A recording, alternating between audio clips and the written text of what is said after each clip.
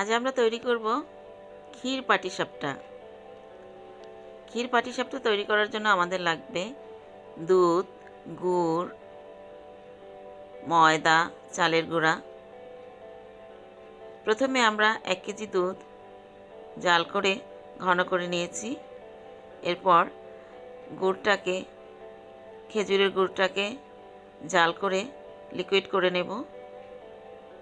এর সাথে 2 টেবিল চামচ চালের গুঁড়ি দিয়ে ক্ষীরটা তৈরি করব। এই চালের গুঁড়ির পরিবর্তে সুজিও দেওয়া যায়।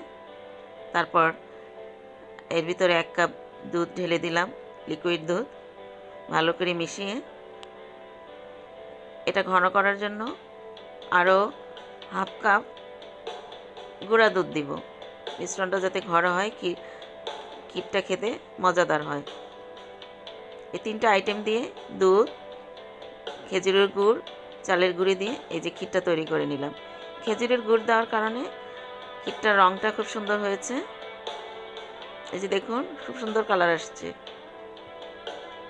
এবার আমরা ব্যাটার তৈরি করে নিব। 1 কাপ চালের গুঁড়া নিলাম, সাথে ময়দা নিব হাফ কাপ। এই পরিমাপটা ঠিক করে দিতে হবে, তা নাহলে চালের গুঁড়া দিয়ে শুধু চালের গুঁড়া দিয়ে এই ব্যাটারটা তৈরি করা যাবে না, পিঠাটা ফেটে যাবে। এই যে একটু সামান্য লবণ, 3 টেবিল চামচ চিনির গুঁড়া এবং কুসুম গরম লিকুইড দুধ দিয়ে মিশ্রণটা তৈরি করব। এই ব্যাটারে আমার 2 কাপ দুধ লেগেছে। আস্তে আস্তে দুধটা দিয়ে মোটামুটি পাতলা করে একটা ব্যাটার তৈরি করব। চিতই পিঠার ব্যাটারের মতো একেবারে পাতলাও না, ঘনও না, মিডিয়াম টাইপের একটা ব্যাটার তৈরি করে নিব।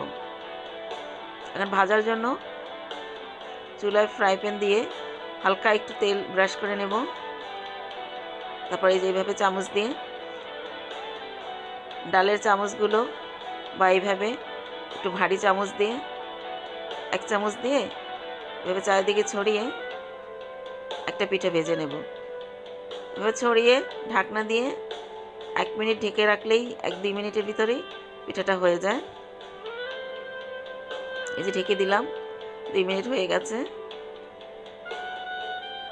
2 মিনিট পরে ঢাকনা খুলে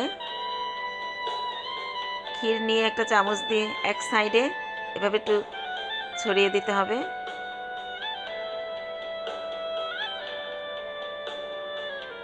এরপর খুন্তি দিয়ে আলতো করে এভাবে পাটির মতো ভাঁজ দিয়ে তৈরি হয়ে যাবে আমাদের পাটিসাপটা পিঠা।